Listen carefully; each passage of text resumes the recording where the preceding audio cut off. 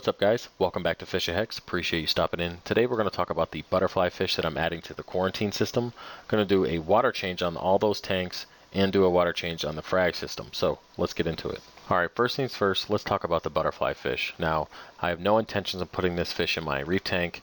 They are not reef safe in general, so I'm just not going to mess with it. Now, I didn't quite know exactly what the species was when I adopted it. Some people say it's a sunset butterfly fish, a spotted banded butterfly fish, a raccoon butterfly fish. I'm not quite sure. I'm kind of leaning towards the sunset butterfly fish because it kind of has, the majority of the markings are pretty much the same. But either way, they're not reef safe, or they're reef safe with caution, and I'd rather caution on the side of not having one in my reef tank.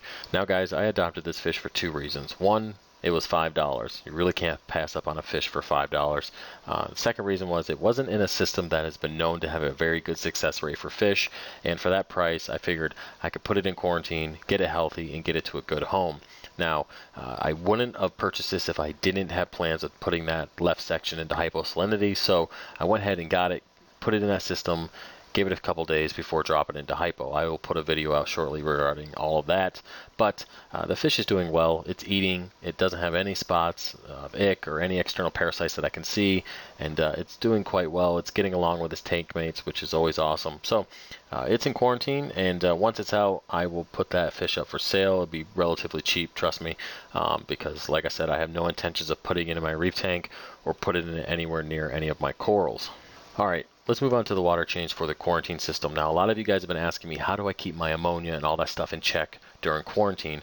It's very simple, guys. Water changes. Now, I don't pull water out of my main display. I make fresh salt water, and then I add that, during the water change. I don't mess with any water from any other source unless I'm starting up a quarantine tank for the first time. Now, I do have pretty good sized sponge filters in each section here.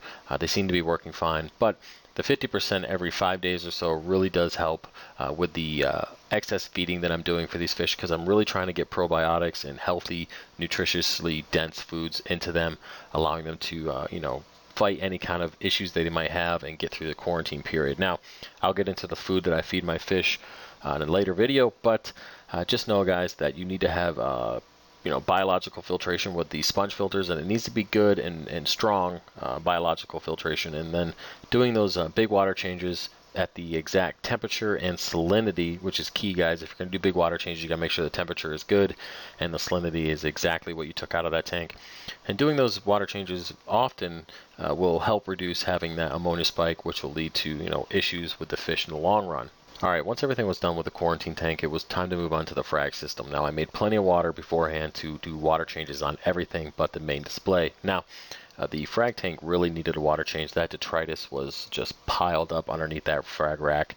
I'm just not getting any flow underneath the rack, which is, expected. There is no power head underneath there, and there wouldn't be any way of getting flow underneath there unless I had a different type of system for flow. Now, we'll get into that in the future and try to figure out how I can move that detritus around, but for now, I kind of just got to lift up the frag rack and scare the crap out of all the fish and, siphon out as much of it as I possibly can, and that's exactly what I did. Now, I removed about 15 gallons of water. The total water volume for that system is a little over 45 gallons, so once I did that, I went ahead and removed about 4 or 5 handfuls of macroalgae from the refugium. It's growing like crazy in there, which is, it's good for this system. I wish it would grow in my main display that well, but it is what it is, right? A dirtier system technically can grow macroalgae a little bit better than that. But either way, guys, the system is running pretty good. The levels are stable. My calcium and alkalinity are a little high.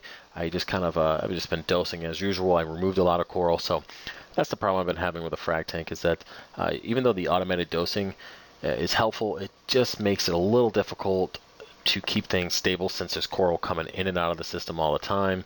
And so I'm kind of leaning towards dosing a lower amount than recommended to kind of keep my levels lower, opposed to being much higher or having my DKH up at 11 or something like that, because I removed a ton of SPS and I'm still continuing to dose as if it was still there.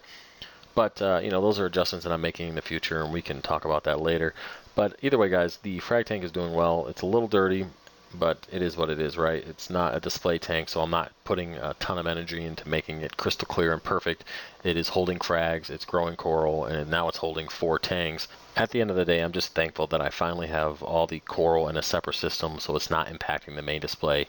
The main display is actually coming back great. The coralline algae is taking over the bottom of the tank. I'm getting better growth, better coloration, and it just seems better. It seems healthier. It seems, I would say, happier in quotes here, because I'm not really sure if you can make it happier, but the tank just seems better overall now that all those frags are in a separate system and I don't have to worry about them anymore. Alright guys, that's it for this video. I appreciate you watching. If you have any questions, you can let me know by putting the question in the comment section below, or you can contact me on Facebook at the Building a Successful Reef or the Fish of Hex Facebook page. Either way, I will get back to you.